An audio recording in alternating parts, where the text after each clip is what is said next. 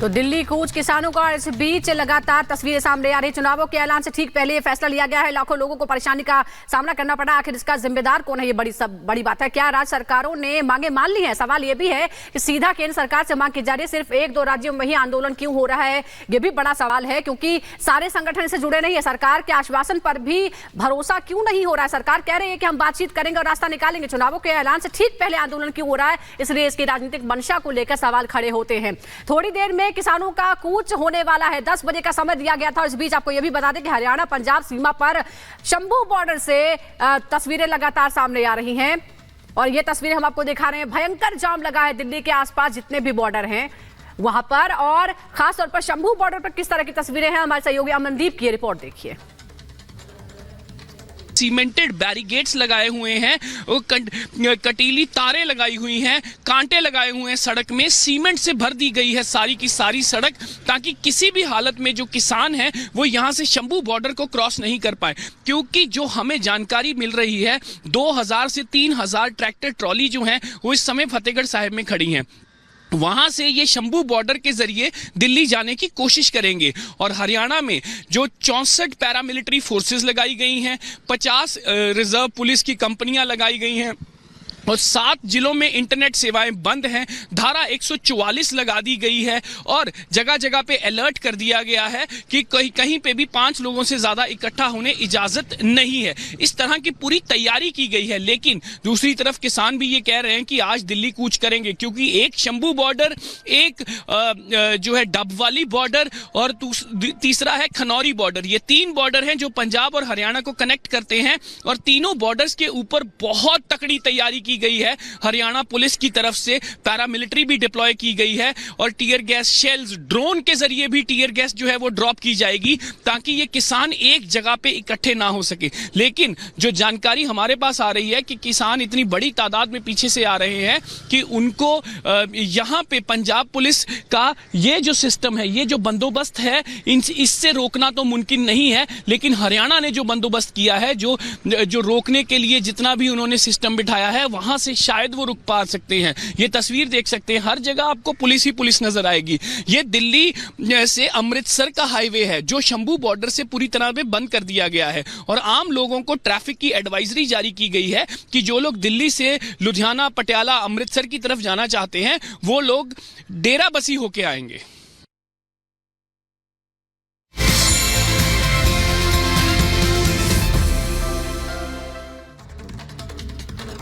और चलिए अब आगे बढ़ते हैं, बात करते हैं प्रधानमंत्री नरेंद्र मोदी के यूएई दौरे से जुड़ी हुई। 2 दिन के दौरे पर प्रधानमंत्री नरेंद्र मोदी रहने वाले हैं। उनका यह यूएई का दौरा बेहद खास इसलिए क्योंकि सुबह करीब 11:30 बजे जहां पीएम मोदी रवाना होंगे, तो उसके बाद यूएई पहुंचने पर आज कार्यक्रम को संबोधित प्रधानमंत्री करने वाले हैं, जिसके लिए 65,000 लोगों ने रजिस्ट्रेशन कराया था। लेकिन जिस तरीके से मौसम की मार देखने को मिल रही है, खराब मौसम की वजह से ओलावृष्टि भी हुई, बारिश भी हुई, खराब मौसम की वजह से अब केवल 35,000 लोगों को ही अनुमति दी गई है इस कार्यक्रम में शामिल होने की। ऐलान मोदी कार्यक्रम बड़े स्तर पर आयोजित किया जा रहा है। ज़ैद स्पोर्ट्स स्टेडियम में इस कार्यक्रम का आयोजन होगा और शानदार तरीके से ये कार्यक्रम आयोजित होने वाला है, जिसको लेकर जो तैयारियां हैं वो पूरी कर ली गई हैं और भारतीयों में भी बेहद उत्साह पीएम के इस कार्यक्रम को लेकर देखने को मिल रहा है।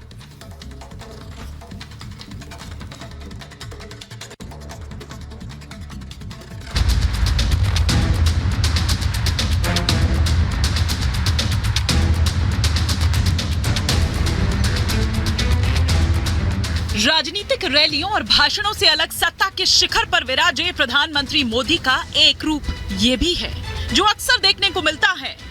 अयोध्या में प्राण प्रतिष्ठा से पहले 11 दिन के व्रत अनुष्ठान के दौरान भी प्रधानमंत्री मोदी भी कुछ इसी तरह धर्म की राह पर नजर आए। अयोध्या में रामलला के मंदिर का उद्घाटन और प्रभु श्री राम की प्राण प्रतिष्ठा ने जहां भक्तों के 500 वर्षों के इंतजार को खत्म कर दिया, वहीं भारतीय संस्कृति कार्यक्रमों को ये एक नया विस्तार दे रहा है। अब अगला पड़ाव अबू धाबी का BAPS मंदिर है, जहां प्रधानमंत्री मोदी को जाना है भारत के आध्यात्मिक चेतना का प्रसार करने के लिए। आखिर ये मंदिर भी तो पीएम मोदी के प्रयासों का ही परिणाम है। प्रधानमंत्री प्रधानमंत्री मोदी 2015 में पहली बार अबू धाबी गए। इंदिरा गांधी के बाद वहां जाने वाले पहले प्रधानमंत्री। यूएई दौरे पर प्रधानमंत्री मोदी के साथ हिंदू मंदिर पर चर्चा। 2017 में क्राउन प्रिंस गणतंत्र दिवस पर मुख्य अतिथि थे। इसी दौरान मंदिर के शिलान्यास को लेकर मोदी से बात हुई। 2018 में प्रधानमंत्री मोदी ने वीडियो कॉन्फ्रेंसिंग के जरिए मंदिर का शिलान्यास किया। अब संयुक्त अरब अमीरात में एशिया का सबसे विराट हिंदू मंदिर बनकर तैयार है।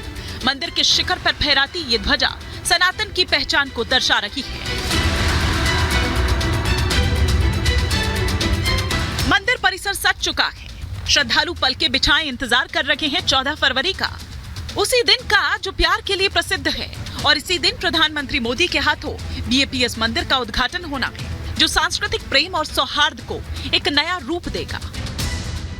We are so pleased and excited to see the Honourable Prime Minister of India, Narendra Bhai Modi.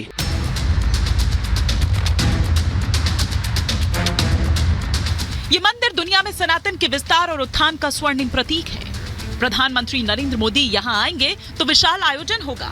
किसी मुस्लिम देश में पहली बार सनातन का महाउत्सव होने जा रहा है। We had a beautiful Yagna for Harmony, and our Prime Minister, Shri Narendra Bhai Modi, is specially flying in to inaugurate this temple, which he actually initiated in 2015. Obviously, the temple was prayed for by His Holiness Pramukh Swami in 1997, but that prayer was for harmony.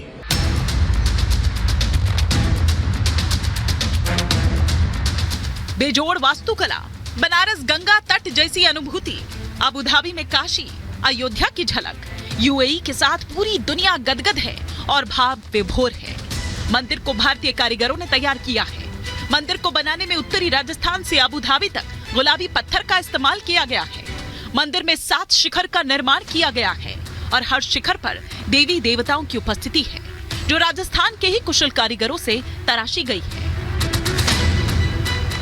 So what you see behind me is a beautiful BAPS Hindu temple. It's the first traditional Hindu temple in United Arab Emirates. It's built on 27 acres of land. Metro station के लिए move करना है, उन्हें अपने train पकड़नी है, flight पकड़नी है, तो उसके लिए उन्हें 2-4 होना पड़ रहा है। अपने जो बैग्स हैं वो अपने हाथों में लेते हुए पैदल निकलते हुए नजर आ रहे हैं। जो ऑफिस जाने वाले लोग हैं वो यहाँ पर परेशान होते हुए दिखाई दे रहे हैं। ये स्थिति आज सुबह से देखने को मिल रही है। अब बात किसानों के मूवमेंट की कर लेते हैं। तो जो किसान हैं वो पंजाब से हरियाणा बॉर्डर की तरफ मूव कर रहे हैं और उसके बाद वे वहां से होते हुए अगर दिल्ली कूच करते हैं तो उन्हें रोकने की पुलिस की पूरी तैयारी दिखाई दे रही है। हैवी डिप्लॉयमेंट नजर आ रहा है, सुरक्षा के चाक चौबंद इंतजामात नजर आ रहे हैं। बॉर्डर में यहां पर सीमेंट की फिलिंग करके एक पक्की वॉल बनाने की कोशिश की गई है। साथ ही साथ ऊपर जो है वो कटीले तारों वाली फेंसिंग नजर आ रही है। ये स्थितियां फिलहाल गाजीपुर बॉर्डर की है, जहां हैवी ट्रैफिक लोगों के लिए परेशानी का सबब बन रहा है। जी बिल्कुल, लेकिन दीपेश ये भी आपसे समझना चाहेंगे कि सरकार ने बातचीत की कोशिश की थी। पहले भी सरकार ने अपनी तरफ से मुस्तैदी दिखाई, बातचीत के लिए मंत्रियों को भेजा, कल शाम भी बातचीत हो गया, लेकिन क्यों ये बात नहीं बन पाई है?